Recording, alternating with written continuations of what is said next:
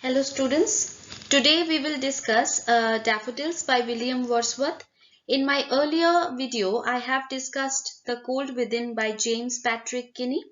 So if you are really liking the explanations that I am providing to these poems, then please like, share and subscribe to my channel, because if you subscribe, then it will be a better journey for me.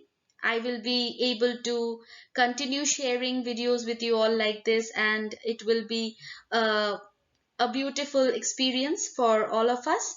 So if I want to introduce the poem to you, I might say that this is a poem about the beauty of these lovely yellow flowers that you can see on your screen, the daffodils, and how they are a source of immense happiness to the poet.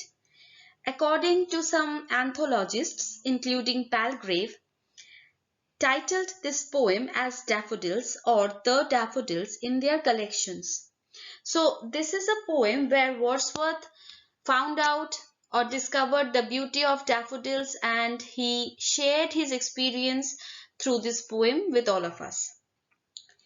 The first stanza says, I wandered lonely as a cloud that floats on high over vales and hills, when all at once I saw a crowd, a host of golden daffodils, beside the lake, beneath the trees, fluttering and dancing in the breeze. The poet was traveling aimlessly, just like a cloud over the hills and valleys of the mountainous Lake District of England. At that time, suddenly he came across a large number of golden daffodils beside the lake and under the trees. The flowers were fluttering and dancing in the breeze.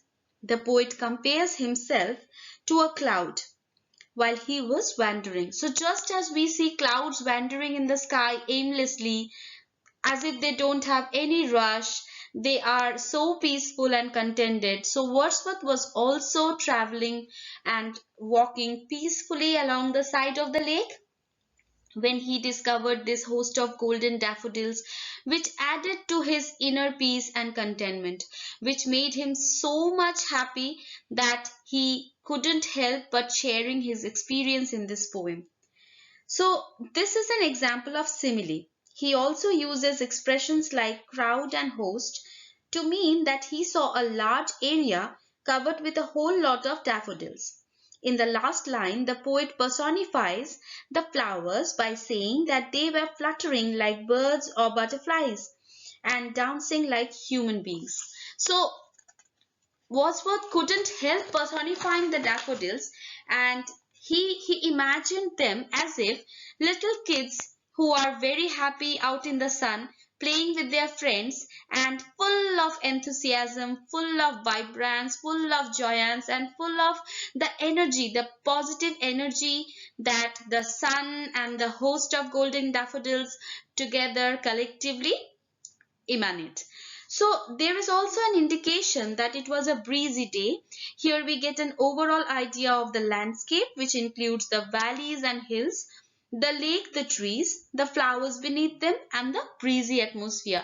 So it's a whole lot of joy and atmosphere, and a very, very vibrant atmosphere all around Wordsworth, and he is really overwhelmed with this situation. Stanza 2. Continuous as the stars that shine and twinkle on the Milky Way, they stretched in never-ending line along the margin of a bay. 10,000 saw I at a glance, tossing their heads in sprightly dance. So here we see use of another simile. The flowers are compared to the stars. They stretched in a continuous line, just like the stars in a galaxy, like the Milky Way. Moreover, the daffodils were shining as they were golden in color, and twinkling as they were fluttering in the breeze as the stars.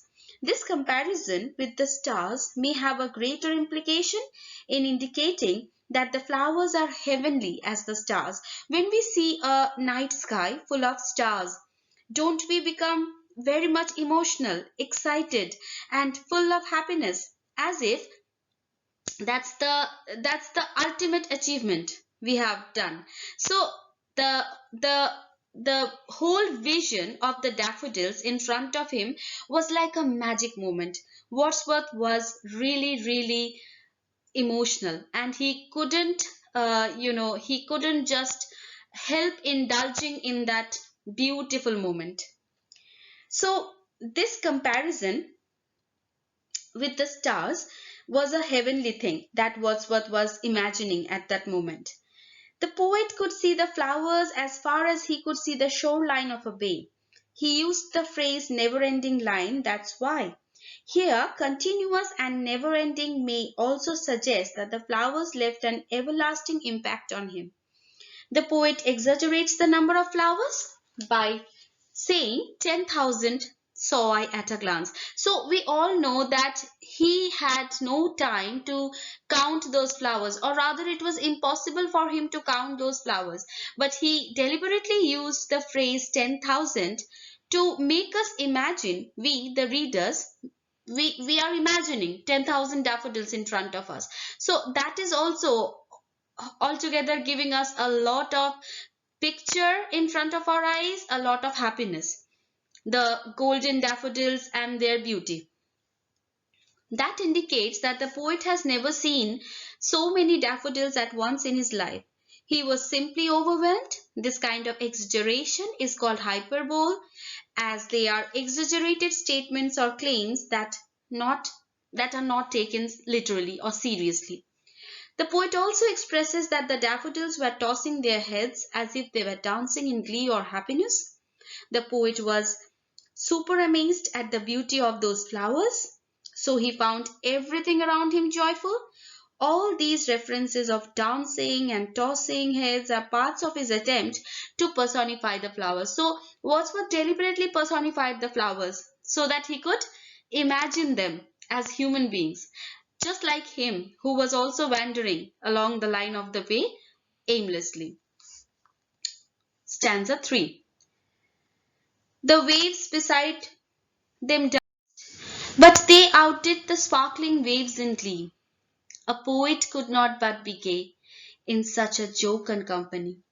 I gazed and gazed, but little thought what wealth the show to me had brought. The poet here, Wordsworth, expresses that the waves in the bay were dancing and looking very happy, but the flowers outshone the lively waves in their happiness. Having such cheerful companion like the daffodils, a poet could not help but be happy, and he was so overwhelmed that he gazed constantly at those flowers and enjoyed their beauty. The word gazed has been used twice to indicate how moved or charmed the poet was. He gazed at them for a long time, forgetting his surroundings. At that time, he did not think much about the wealth that the flowers had brought to him. The poet realized that later, maybe after a few days. This wealth is the happiness and the pleasant memory that he enjoyed for a long time since that day. So even after that day had passed, Wordsworth was engrossed in the thought of those beautiful daffodils. Stanza 4. For oft when on my couch I lie, in vacant or in pensive mood, they flash upon that inward eye, which is the bliss of solitude, and then my heart with pleasure fills and dances with the daffodils. This stanza starts with for because the poet continues his reasoning for saying that the flowers had brought him wealth, wealth which was really uncountable, which could not be bought, it could only be felt. He clarifies why the sight of the flowers was so important in his life.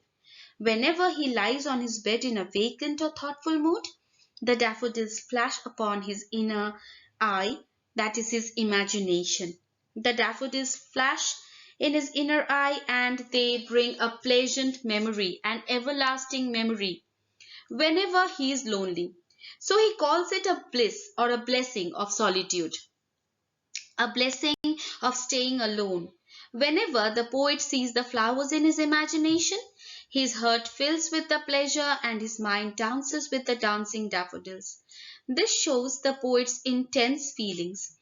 The poet has been able to depict the landscape and express his mind. so vividly in so simple language and form that really draws our attention. That is why this poem has been one of the most read and mentioned subjective poem in the history of English literature. So students, if we have to conclude, we can obviously say that Wordsworth is shown to be lonely, but when he thinks back about the daffodils dancing, he is happy and contented. So students, if you have really enjoyed the explanation of this poem, then please go to the home page of my channel and subscribe, because I'm going to upload another poem next time, and you will get an instant notification in your phone or your laptop, whatever device you're using. And yes, please share this video with your friends and with with whoever you think might be helped by this video. We'll meet in the next video with another new poem. Till then, stay happy, stay safe, and take care.